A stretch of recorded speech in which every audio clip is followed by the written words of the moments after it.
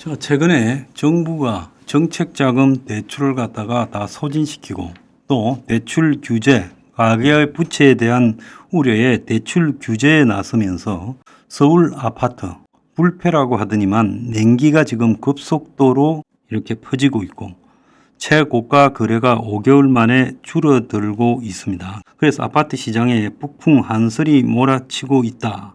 이런 이야기가 지금 나오고 있어요. 그래서 내년에 아파트 시장이 본격적으로 무너질 거다라는 이야기가 나오고 있는데 한국 경제가 무너지고 세계 경제가 굉장히 앞날이 불투명하게 되고 대기업들도 위태위태한데 무슨 한국의 아파트가 뭐라고 서울의 아파트가 뭐라고 계속 가겠습니까? 그런데 지금 서울에서 공시가가 12억 5천 넘어야 상위 10%다. 그러니까 공시가가 한 70% 수준에 지금 해당되고 있으니까 실제로는 7억쯤 돼야 집값 상위 10%다 이렇게 해석이 되겠죠. 그래서 주택 부자들이 다 이 상위 10% 이런 아파트들에서 돈 벌었다는 거예요. 그래서 상위 10% 대부분은 수도권에 몰려 있다는 겁니다. 그래서 지난해 주택가격 상위 10% 평균이 공시가 12억 5,500만 원.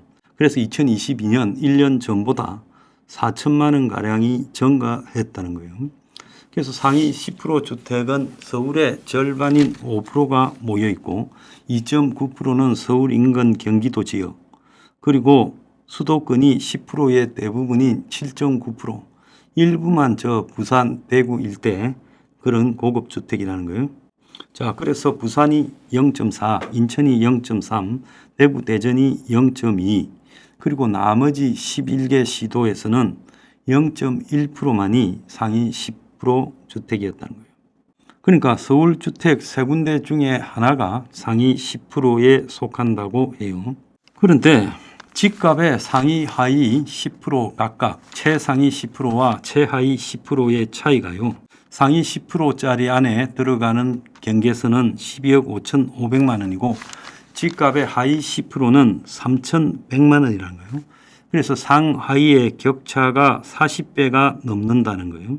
그리고 절대적인 금액 차이도 12억 2,400만 원이나 됐다는 겁니다.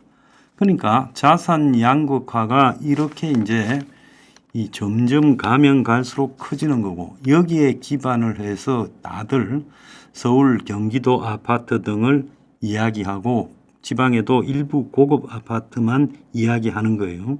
자, 그러니까 순자산의 지니 계수가 즉 불평등을 나타내는 지니 계수가 2022년에 0.606으로 가면 갈수록 매년 이 지니 계수가 커지고 있다는 거예요. 작년에 그렇게 고금리에도 불구하고 집을 산 무주택자가 72만 명이나 됐다는 거예요.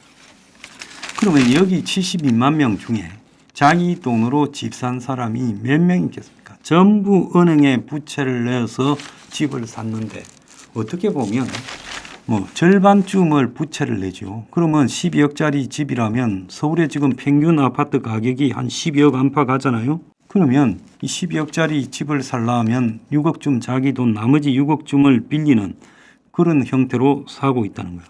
그래서 이 굉장히 무리한 거죠.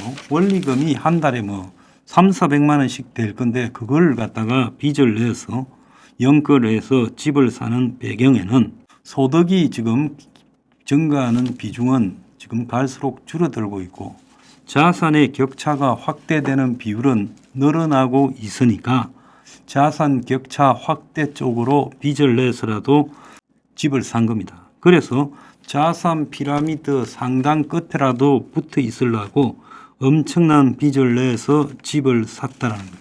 그러면 이게 갖고 오는 폐해가 있을 거 아닙니까? 그래서 가계부채 문제로 이어지는데 지금 GDP 대비 가계부채가 99%가량 되고 있어요. 전 세계 주요국 59개국 중에서 4등입니다. 그래서 GDP 대비 가계부채가 80%가 넘어가면 경제 성장이나 금융 안정에 위험할 수 있는데 지금 많이 위험한 상황이죠. 그래서 지난해 주택 소유자가 1,561만 8천 명으로 2022년 전년보다 2% 30만 9천 명이 늘었어요. 자, 이런 가운데 30세 미만하고 30대하고는 주택 소유자가 감소했어요. 그래서 둘이 합치면 한 8만 3천 채가 20대, 30대가 집이 줄어들었는데 고금리 속에서 원리금 부담을 견디지 못하고 집을 내다 팔거나 경매에 잡혀진 사람이 이렇게 많다는 겁니다. 자, 그런데 지금 거래가 뚝 끊어졌다. 서울 아파트 값 정말 떨어졌다.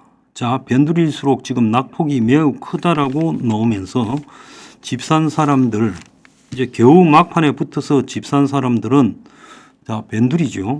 그래서 8억이 넘던 아파트가 한 달 만에 억 단위로 뚝뚝 떨어져 가면서 서울 시내의 최고가 거래도 지금 줄어서 10월 달 평균 거래가가 11억 3천만 원으로 줄었어요.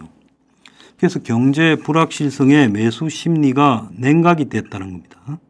그래서 견디지 못한 사람은 경기도로 지금 지난 10년간 서울 살다가 115만 명이 빠졌고 서울은 88만 명이 감소했다는 거예요. 자, 이러니까 경기도에서 선거에서 어떻게 이기며 서울 변두리에서 선거에서 어떻게 이기겠어요? 그래서 집값 양극화가 그야말로 너무 심해져 버렸다. 다른 한편으로는 월 25만 원씩 내는 청약 통장 가입자가 지금 7만 명이 줄었다는 거예요. 가입자보다 해지자가 더 많아지면서 총 가입자가 급속하게 줄었다는 겁니다. 그래서 오늘만 해도 고금리에 연끌주택 내다 팔고 또 집 산다고 지금 고금리, 자, 집 산다고 이 고금리에 원리금 대출을 해가지고 그거 갚는다고 내수 규진에 갈수록 심해지고 그래서 경매 나온 아파트가 9년 만에 최대치를 기록하고 있다. 결국 이 72만 명의 무리하게 집 산 사람들 또 그 전에 집 산 사람들이 다 고금리를 버티지 못해서 아파트를 내놓고 있다는 거예요. 그래서 서울 경기 아파트가 10년 내에 대출을 못 갚아서 경매로 내몰리는 비율이 너무 많다는 거예요. 그래서 연끌족이 토해낸 경매 아파트 한편으로 강남만 아파트가 잘 나갔다. 그래서 노도강의 연끌족, 즉 변두리 연끌족들이 지금 손을 다 들고 있다라는 이야기도 나오고 있어요. 정부가 제동을 걸고 말려야 되고 현실을 갖다가 있는 그대로 설득해야 될 건데 자산 격차를 심화시키는데 일조하면서 국민들을 다 바보로 만들어가지고 작년만 무주택자가 72만 명이나 집을 샀으면 이것이 앞으로요 어떻게 되겠습니까? 지금 금리를 내리기도 어렵게 되어서 고금리가 상당히 오래 갈 걸로 신 3구 시대가 예상되잖아요. 도대체 정부가 무슨 짓을 한 겁니까?